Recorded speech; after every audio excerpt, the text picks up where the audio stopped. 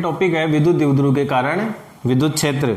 तो विद्युत द्विध्रुव के कारण विद्युत क्षेत्र दो स्थितियों में ज्ञात किया जाता है, जिसमें पहली स्थिति है अक्षीय और दूसरी स्थिति है निरक्षीय।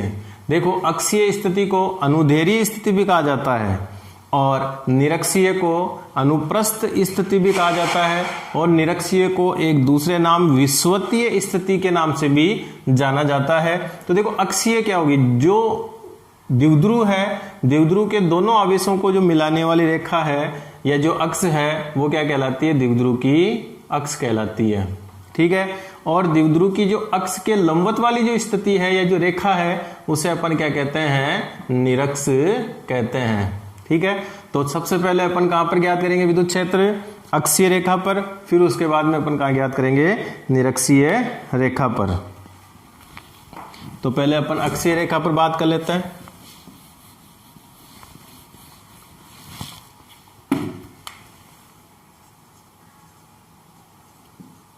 अक्षीय रेखा पर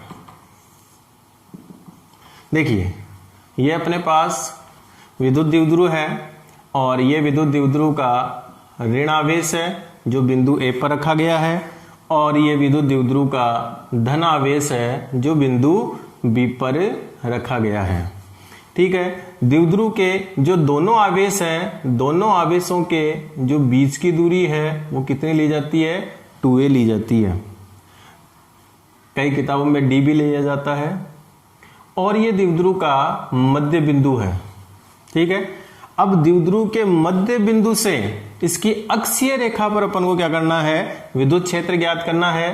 तो देखो, विद्युत द्विध्रुव की अक्ष को आगे बढ़ाते हैं, तो ये अक्षीय रेखा पर कोई बिंदु P है और इस बिंदु P पर अपन को विद्युत क्षेत्र ज्ञात करना है, जिसकी द्विध्रुव के मध्य बिंदु से दूरी कितनी हो गई, r है।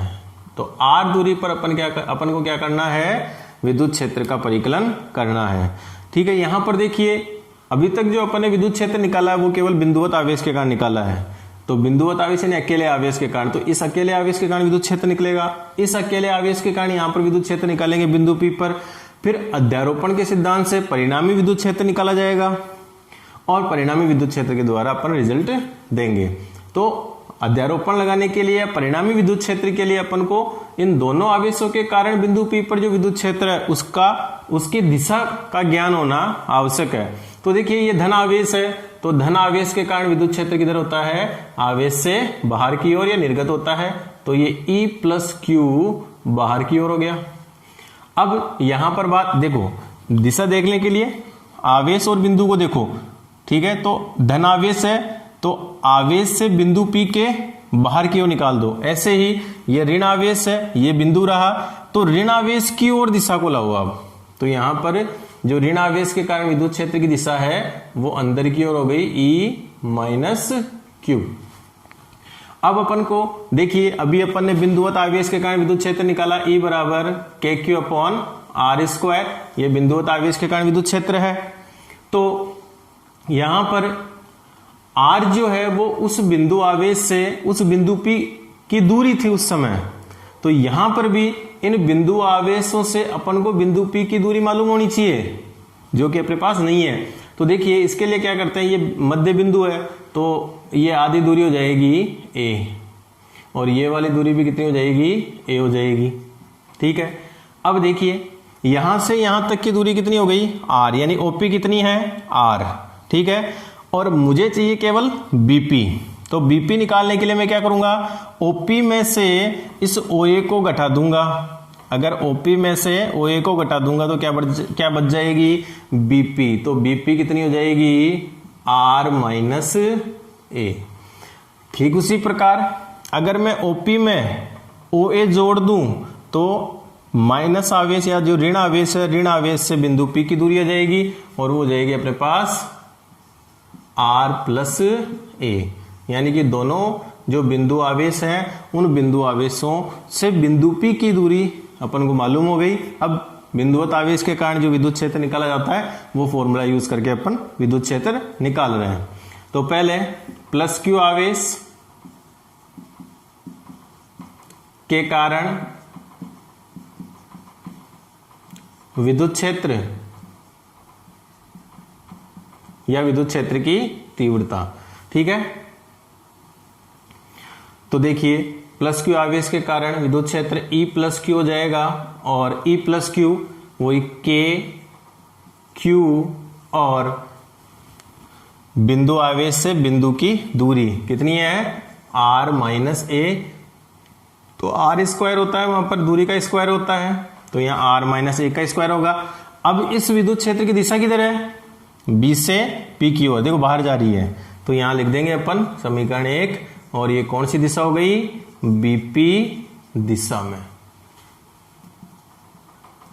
अब इसके बाद में ऋण आवेश के कारण निकालना है, तो ऋण आवेश के कारण बिंदु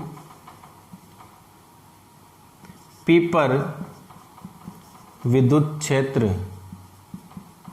देखो ऋण आवेश के कारण दूरी ऋण आवेश वाली आ जाएगी, तो माइनस E माइनस क्यू बराबर वही के क्यू अपॉन R प्लस ए का होल स्क्वायर, और ये समीकरण नंबर 2 हो गया। अब इसकी दिशा P से ये ए की ओर आ रहा है, देखो minus Q, E minus Q P से ए की ओर आ रहा है, तो इसकी दिशा हो गई PA दिशा में। ठीक है, अब अपन को परिणामी विद्युत क्षेत्र निकालना है। क्या निकालना है, परिणामी विद्युत क्षेत्र निकालना है। तो परिणामी विद्युत क्षेत्र निकालने के लिए अपन देखिए, तो ये दोनों जो विद्युत क्षेत्र हैं, ये जो दोनों विद्युत क्षेत्र हैं E प्लस क्यू और E माइनस क्यू, वो एक दूसरे के विपरीत दिशा में है, और विपरीत दिशा में है तो विपरीत दिशा में अगर दो सदिश हैं, उनका परिणामी निकालने के लिए या परिणामी का परिमाण निकालने के लिए दोनों को घटा दिया जाता है। अब यहां पर जो E अक्ष है, यानी कि अक्ष पर विद्युत क्षेत्र बिंदु P पर, वो E प्लस क्यू और E माइनस क्यू के घटाने से अपन को प्राप्त हो जाएगा। अब E प्लस क्यू में से E माइनस क्यू क्यों घटाया, क्योंकि E प्लस क्यू यानी कि प्लस आवेश के कारण बिंदु P पर विद्युत क्षेत्र अधिक है, क्योंकि दूरी कम है, उसकी दूरी के व्युत्क्रमानुपाती होता है विद्युत क्षेत्र, इसलिए बड़े में से छोटे को घटाया अपन ने। E अक्ष बराबर, देखो E प्लस क्यू का मान है के क्यू अपॉन R माइनस ए का होल स्क्वायर, और E माइनस क्यू का मान है के क्यू अपॉन R प्लस ए का होल स्क्वायर। ठीक है, E अक्ष के क्यू कॉमन आ गया यहां से, यहां बच गया R माइनस ए का होल स्क्वायर बट्टे में 1 में R माइनस ए का होल स्क्वायर, और माइनस 1 में R प्लस ए का होल स्क्वायर। के क्यू देखिए यहां से अपन को लघुत्तम लेना है, तो लघुत्तम आ जाएगा R माइनस ए का होल स्क्वायर, R प्लस ए का होल स्क्वायर, ये क्रॉस मल्टीप्लाई R प्लस ए का स्क्वायर माइनस R माइनस ए का स्क्वायर। ठीक है, होल स्क्वायर बोलते हैं, तो R स्क्वायर प्लस ए स्क्वायर प्लस 2AR, माइनस को भी मैं साथ साथ गुणा कर रहा हूं अंदर, तो ये माइनस का R स्क्वायर माइनस का ए स्क्वायर एंड प्लस का 2AR, और यहां पर देखो a minus B A plus B, तो a square minus B square.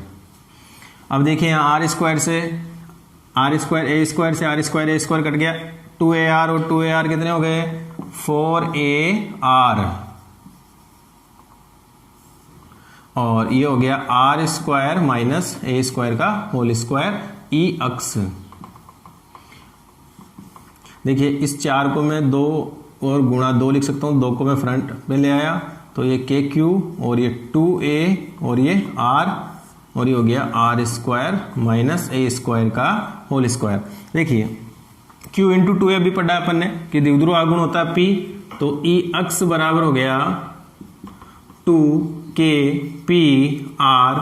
Upon R square minus a square का होल स्क्वायर, जो कि विद्युत द्विध्रुव के अक्ष पर विद्युत क्षेत्र की तीव्रता का परिमाण है।